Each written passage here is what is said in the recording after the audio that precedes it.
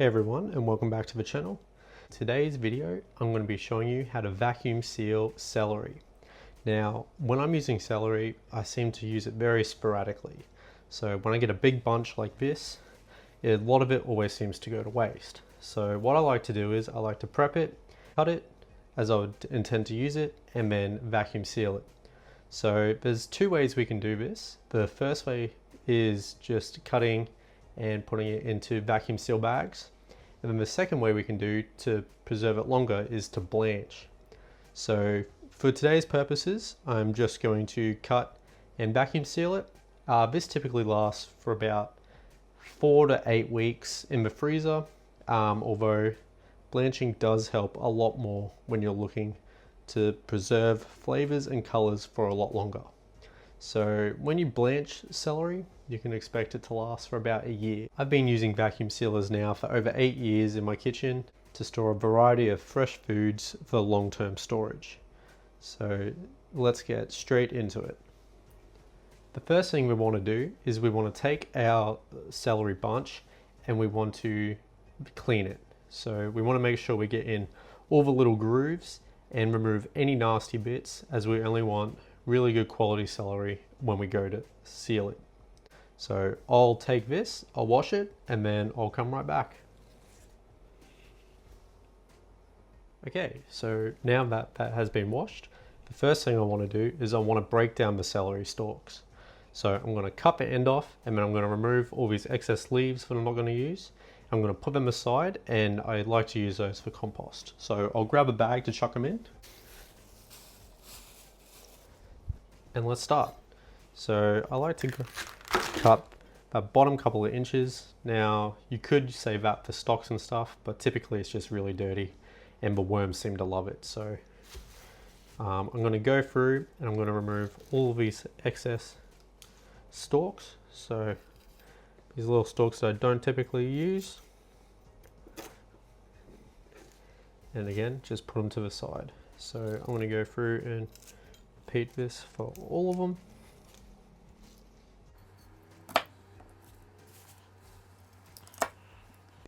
Now these slightly larger bits I do like to keep, as there's nothing wrong with them and I can still dice them up. Now I like to use celery like this particularly for stocks, and I also like making bolognese and stuff like that as well, or if I'm going to chuck it in a lasagna. So go through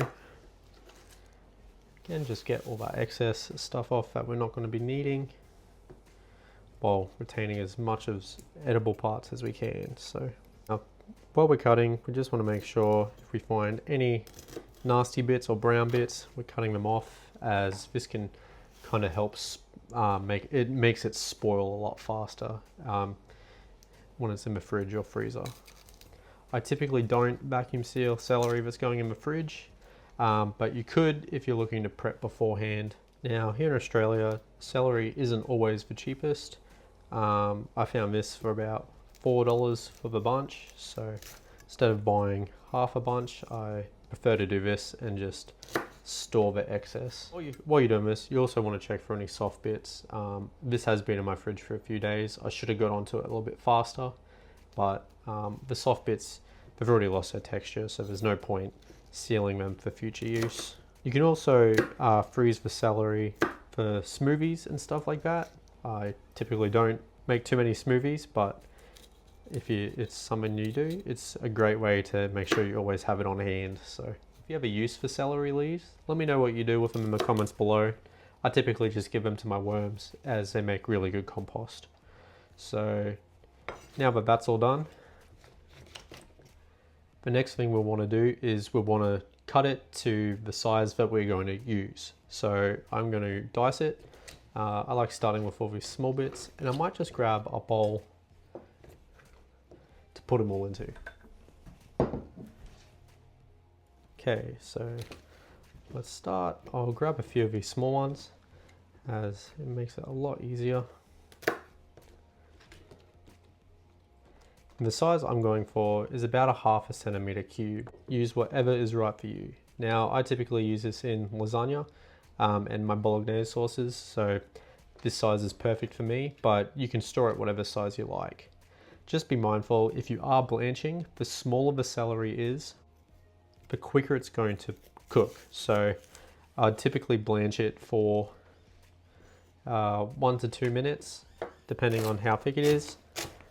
And then you just take it out of the simmering water and then put it in an ice bath straight away to ensure it stops that cooking process. If you are blanching, you do want to make sure that you are drying it as thoroughly as you can. It just helps get rid of all that excess moisture when you go to seal it later on.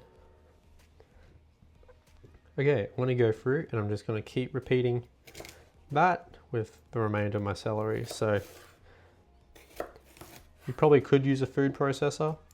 I just typically like doing it by hand, and I find it a little bit therapeutic, so I don't mind it at all. Now, you always will lose a little bit of texture when you're vacuum sealing and freezing fresh fruits and vegetables, so just keep that in mind for what you're going to use it for. Particularly if you're using this in something you're going to cook later, I find it doesn't really affect that too much, particularly if you're doing like soups and stews, because it does break down in that cooking process. Now, I have done a video on blanching broccoli before, so it's a very similar process, so just make sure you keep in mind when you're using smaller bits, it is going to cook a lot faster. So again, just make sure you're mindful of that and you're keeping an eye on it to make sure you don't over blanch it. Also link to that video on broccoli, vacuum sealing broccoli, in the description if it's something that you'd like to do as well. If there's a better way to cut celery, let me know how you do it. I just find slicing it in half and maybe quarters or thirds, depending on how big it is usually my go-to method. Okay, so now that is all done and the celery is chopped, I'm going to move the cutting board out of the way and I'm going to prep for my bags for vacuum sealing. Okay, so I got 2 small size bags that work with a desktop vacuum sealer, and I've also grabbed one of these reusable handheld vacuum sealer bags. So for the small size bags for the desktop type vacuum sealer, I'm going to label the top, and I'm not going to label this one because I'll be able to see what it is. So again, I like to always write at the top corner what it is and the date I am sealing it. This just helps me make sure I always know when I have sealed something, and when I'm using stock rotation in my freezer, it makes it easy to identify what needs to be used first. I've done a quick video on some vacuum sealing tips for beginners that goes through a few more tips like that, just to make it super easy to start your vacuum sealing journey. So I'm going to also pull back the top edge of the bag. I find it just helps keep it open a lot better when you go to try and seal it. So I'm going to do that for both. And now I'm just going to fill the bag about 3/4 of the way up. Again, I just want to make sure there's enough space at the top of the bag to seal properly. So open that up and I'm just going to use my hands. My hands are clean. So now there's only 2 people in my household, so I keep that in mind when I'm vacuum sealing anything, just to make sure that everything's portioned correctly, make sure nothing's going to waste. So that's about good. I'll just do a little bit more. Again, about 3/4 of the way up. And then I'll fold this back. Now flat is about 3/4 of the way up. Again, you just want to make sure there is plenty of space at the top there so it seals nicely. I'm going to repeat that with this. There's my 2 long-term storage bags, and then the remainder is going to go into this smaller bag that I'm going to put in my fridge and use over the next week. Now I should be able to tip the remainder in there. Okay, now that's all full. I'm going to move the bag out of the way, and I want to seal this on the top edge, and I just want to make sure there's nothing in the way of that seal.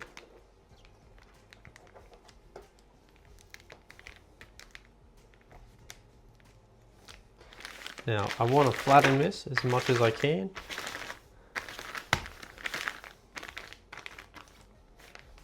And now I'll be able to use this handheld device, pull it off. I actually got this from Aldi. It was $15 here in Australia, which I thought was a really great deal. And it came with about 12 different size vacuum sealed bags that are reusable, which is really great, particularly if you're storing stuff in the fridge and you don't want to throw plastic away all the time. So I've done a little bit of an unboxing and a review on this, and I've also done a comparison of this compared to my desktop vacuum sealer as well. So make sure to check that out. I'll link to it in the comments below as well. So we'll start this, make sure it's all lined up, and we'll play.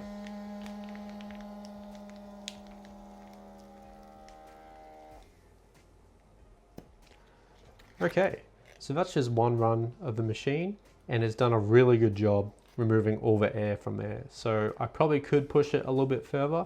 Because I'm only storing this short term, I'm not too worried about getting 100% of air out. So it looks really good, and now I'm going to put it away and just chuck that in the fridge and use it when I need to. Okay, next up, let's deal with these desktop vacuum seal bags. So I'm going to move them forward, and I'm going to grab my desktop vacuum sealer. So this vacuum sealer I got from Kmart Australia, and it was a really good value home vacuum sealing unit. So I've done a little bit of a review on this as well, and it's my go-to device when I'm doing anything in the kitchen. So I'm going to open it up, and I'm going to start with my first bag of celery.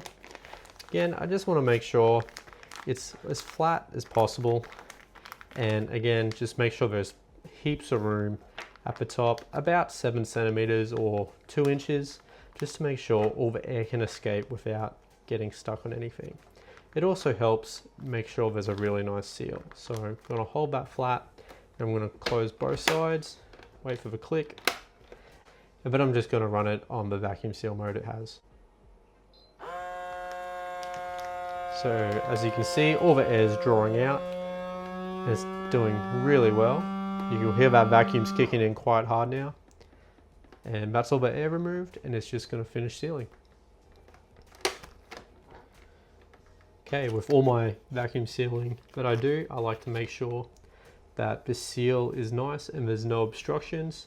If there is, or if I'm not too confident in it, I'll put it back in and I'll just seal again above that. So that's another tip that I had in my beginner video, so just make sure to check that out in the comments below as well. So I'll repeat that for the other bag, and just the same process. Okay, all done.